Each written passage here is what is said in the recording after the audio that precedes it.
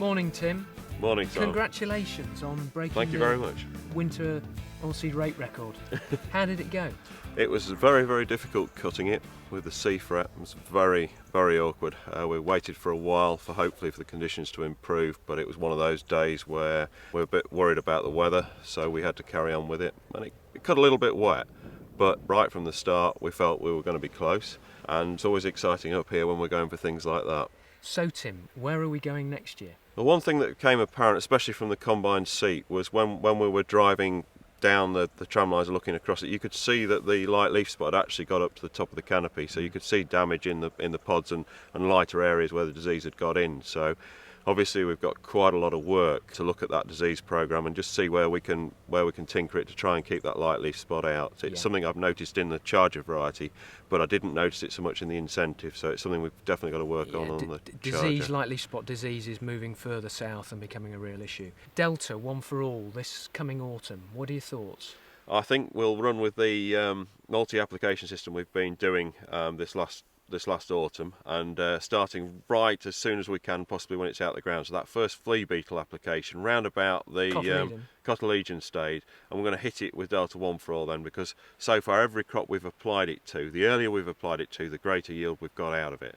So I can see great benefit of hitting it as early as possible. We know Delta doesn't leach, and we'll know it goes straight into the plant, and I can't see any harm in including the 1 for all even in that early application, just to get it up and away in the ground, because we've got major problems with flea beetle coming up and no control, haven't so we? Rates wise of the Delta 1 for all? Rates wise, it'll be a litre of 1 for all, and 2.5 litres of Delta K for me, because of the K deficits up here in the soils, and we're seeing that in some of the soil tests that we're getting, and the nutritional sides in the plant programme. And then we're going to go for 2 more in the autumn, really 3 weeks to a month gap between each, and the latest one must be in by the 15th of December, because we're going to lose any influence we've got in growing conditions by then, because really looking at that rooting structure and the branching effect with the lower seed rates, because we've got room down there, we can create that. And in terms of using the Delta in the autumn and seed rates, what are your thoughts on the seed rates? Seed rates, big savings. Big savings. We've been down to 50% of seed rates, and I think that's perfect. With the incentive, which is the other variety that we're growing, that we were looking at doing for a record, but we decided it was too thick, and that turned out to be the case.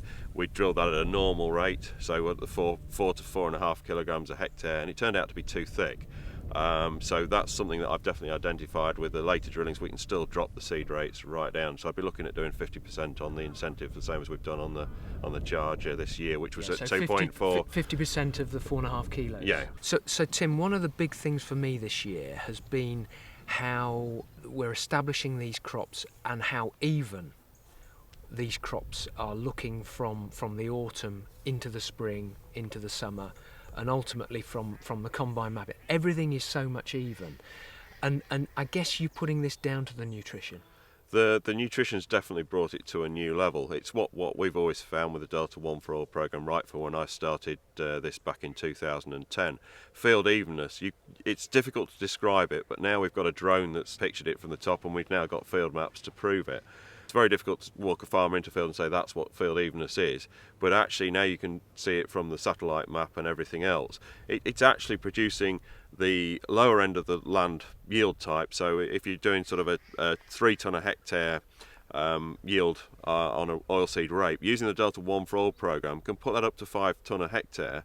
And I know it sounds a very, very high claim, but until you've actually run the program into it and seen how it produces the lower end of the yields in the field, take so much higher a level of yield in there, that's where the big yield increases come, is where the lower end of the field isn't yielding. When you put the Delta 1 for all program in there, because you're feeding the plant, rather than trying to alleviate soil conditions, you're actually feeding the plant and taking it to a newer yield level. That's where I see the big fit with the multi-application system that we're talking about. That's where it fits into it. It's working harder to make the plant even more even than what we've done in the past. I see big advantages with rooting. I see big advantages because of the rooting and also the slightly different growth habit. Huge benefits with your PGRs as well. That's some of the fantastic benefits that we've seen. Thoughts on spring nitrogen, Tim? That's one of the most exciting things to come out of the field scale trials. Having having looked at the nitrogen rates, heard what the manufacturers claim the 50% reduction in nitrogen, we thought we'd have a go at it this year. We've tried 75% before and got on well with it with no yield decrease. So we thought we'd have a go at 50%, and the trial we've got in so far is 2.1 tonnes an acre with 100% nitrogen, and 2.05 tonnes an acre with a 50% nitrogen. So really statistically no difference, and the savings on that are quite incredible. We're talking up at the 40-50 pound a hectare savings on the nitrogen alone. So Tim, the Delta programme in the spring, when are we starting? As soon as we can get going, even as we saw 2 years ago now, in that February application on a frost, we put it on another crop and we saw the rooting structures. Yeah. And so from that, this year we've started with a February application, and I'm not really too worried about the conditions. As long as the frost's out the leaves, we know the Delta will get into the plant. So we're definitely going to stick with the multi-application system starting in February. It's getting the roots growing with the Delta. We now know that it's 12 times more efficient going into the plant than ordinary nitrogen, and that's probably the reason why it went in -2 conditions, actually to keep the plant going. So it wasn't getting the frost damage that everything else was doing, and it was also quicker to pick up off the ground when the temperatures lifted. I look back on what we've been doing this spring. The one area for me that might have helped us with disease control was using AZ at that later timing that coincides with our calcium applications, the boron molybdenum applications. What are your thoughts? Probably the evenness of the pods through the canopy. We did see, like everything else, the plant will only produce so many pods before it starts to abort, but the pods that were there were stronger and longer. Yeah. And it's certainly something that we've seen with the reel in the combine. It's the fact the pods aren't smashing when you're going through with it, especially apparent this year. And the great thing was the boron molybdenum seemed to add even greater strength and more pod numbers per plant, having added that application in. And the cost effectiveness of that, it's such a cheap product in comparison even to the calcium one. It's adding so little to the programme, it's almost nonsensical not to add it in, because the benefits outweigh the cost by about 10 to 1 on my calculations. From an economic point of view, what have we spent? What are we getting back? How do you view it where commodity prices are beginning to fall? So we'll take it to the nutrition programme, because really fungicides and everything else, insecticides, we haven't really spent any more than we have done in the last 4 or 5 years. It's been very, very similar. So we've got to put the Delta 1 for All programme in there. We've discussed that before. It's £125 a hectare. And then we've got the nutritional side. So if we take a classic example of the calcium product, I'm going to put that in another £25 a hectare. So the total spend on a normal field at home would be £150 a hectare over the top, which most people are going to sit down at today's prices and look at.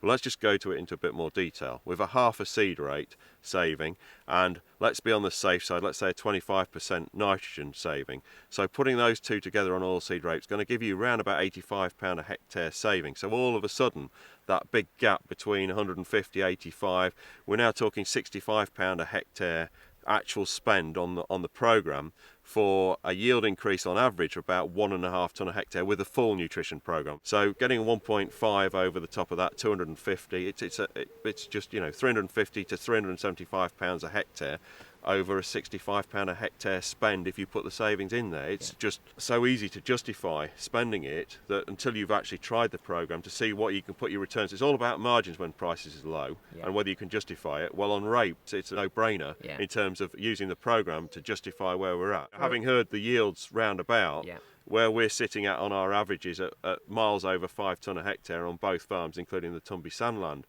you can't doubt the programme's bringing us yields up there, because nobody else around us is getting the same average. I guess the message for non-Delta users at the minute is to possibly go away, try part of the field, get the confidence in the programme, and then look to maybe expand it. Yeah, you've got to go away and try it, and there's merits in trying a field. There's also merits in trying half a field, which is where we saw the great benefits. Once people have seen that, I don't think anybody will go back to doing the old system. I'm sure they won't. Thank you, Tim.